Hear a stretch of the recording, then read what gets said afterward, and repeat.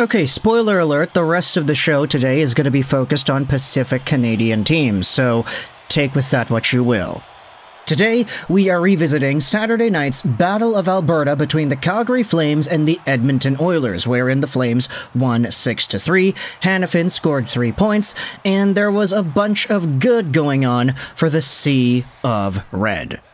Now, this game was on Saturday, and if you remember it, the Flames came up with a 3-0 lead very quickly into the frame. Very nice to see Kadri, Pospisil, and Hanifin get on the boards in the way that they did. Stuart Skinner, unfortunately, did not have himself a great night. But as the Oilers started to claw back, you had Hyman with 2 goals. You then had yourselves Dryden Hunt restoring the 2-goal lead, his first of the season, followed up by Noah Hanifin, Blake Coleman, and Matthias Janmark getting things done. Now, you can see that a bunch of these goals scored by Calgary were indeed on the power play, and in particular, it was this stint towards the ending part of the second and the middle part of the third that really did take things over. The empty net, of course, technically isn't a power play, but you get what I mean. But this power play right here, which gave Calgary that 3-goal lead, was a pretty damning one. And you can say that the reason the Flames were even on the power play was a very, very drastic mistake by Edmonton. Because this penalty that was called was right here, Leon Draisaitl hooking against Martin Pospisil. And in response to this Draisaitl hooking penalty, we had ourselves an article published on the Edmonton Journal talking about how Leon Draisaitl needs to keep his emotions in check. Let's talk today about Leon and this entire conversation about emotions, because when it comes to Draisaitl and his overall profile, we can all recognize how good of a player Draisaitl really is. Just taking a look at this season, Leon Draisaitl has himself 71 points in 55 games played. He is on pace for his 3rd straight 100-point year. And look, if he gets that, I don't think anybody's going to be really surprised. He is so good. He's always this amazing. And how many 100-point seasons does he already have? He's got 4, so this would be his 5th one if he does continue to get this point production pace.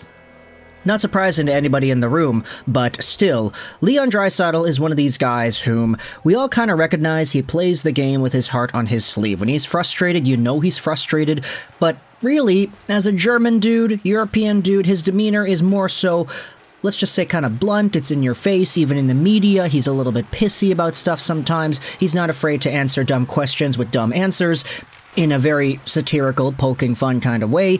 Draisaitl has a personality that certainly is, not your traditional standard Canadian, good old Canadian kid, whatever, right? So for Leon Draisaitl, you can see on the ice when he is frustrated, and this manifested itself in this Calgary game with that hooking penalty against Pospisil in the second period. Let's go back over onto the article and read what Robert Czkowski goes out there and writes about when it comes to Leon. In fact, can we zoom in to make this a little bit better? How's that? Okay, that's pretty okay.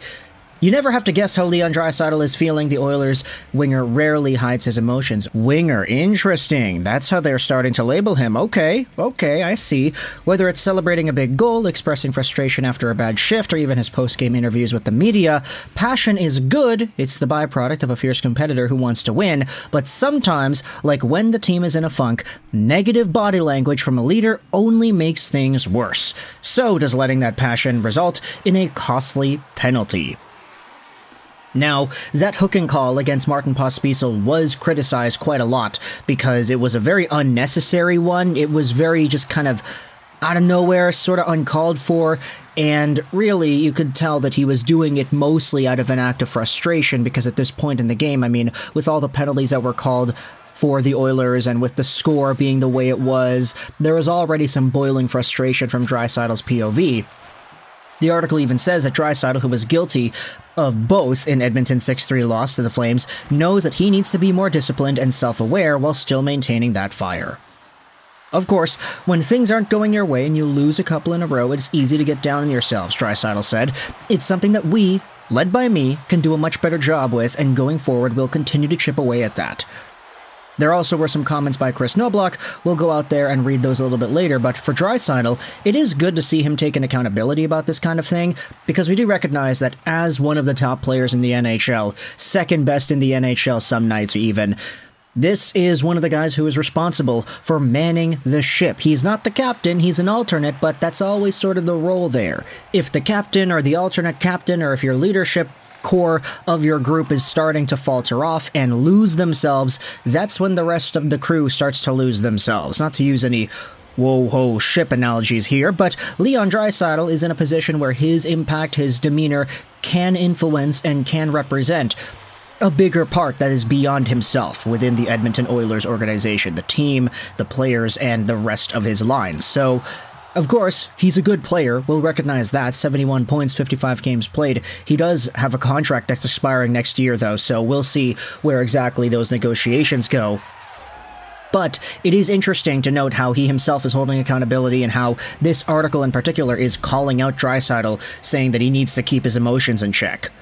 Let's go out there and read off the Chris Noblock comments to finish off this video over here. There is a little bit of negativity and frustration right now, said Noblock, but nothing like there had been before. And of course, by before, he's referring to the time before he was hired and when you had, what's the guy's name? Jay Woodcroft? Yeah, my goodness, his name escaped my mind for a quick second there. While Noblock says that cleaning up body language would be helpful, he also points out that Draisaitl's effort and hunger can never be questioned. Leon is a leader on our team, a lot of guys look up to him. He's been showing his frustration, but his work ethic has been there. He's been doing things well. Is he at the top of his game? No, but it's still pretty good. Just like almost everyone, we can all be a little bit better. And yeah, I think I'd agree with that. I mean, Leon Draisaitl in his last 10 games has 14 points. In his last 5 games, he's got 8 points. Still a pretty good point per game number, but then again, we did see this guy get 128 points last year, so, decline year? I don't know. Is this really like the thing? I think it's very fair to say that because of the beginning, the start of the season, a lot of these guys, Draisaitl and McDavid, definitely did not get off to the right footing. But because of how things have been going recently, I mean, Connor McDavid is now caught up into the scoring race. He was like all the way down there to kick off the year, but now he's third. He was actually tied with Nikita Kucherov in points per game a little bit ago until Kucherov had 3 points last night, propelling him up to 102. So right now, this Art Ross race is looking pretty good. There are a few Vancouver Canucks here, which I'm pretty happy to see. I mean, Quinn Hughes, Pettersson, JT Miller all in this race, and then, of course, McDavid and Draisaitl are up here as well. So if you're a fan of the Edmonton Oilers, let me know your thoughts in the comment section below about this entire conversation of the Oilers needing Draisaitl to keep his emotions in check. Before we end off this video, what I wanted to do also was go over onto the subreddit, because there are some pretty good comments here made by the folks who watch the Oilers the most. That hooking penalty that Draisaitl took to let Calgary get back up 3 was brutal. It cannot have a leader and players of Dry skill take a penalty like that, especially in a winnable game. Excellent Medicine then goes out there and says, does Leon Draisaitl need to find a more productive way to express and channel his emotions? Yeah, but I do feel for him. Anytime he's visibly upset or frustrated, the Edmonton media cannot wait to jump on it and talk about how they don't like it.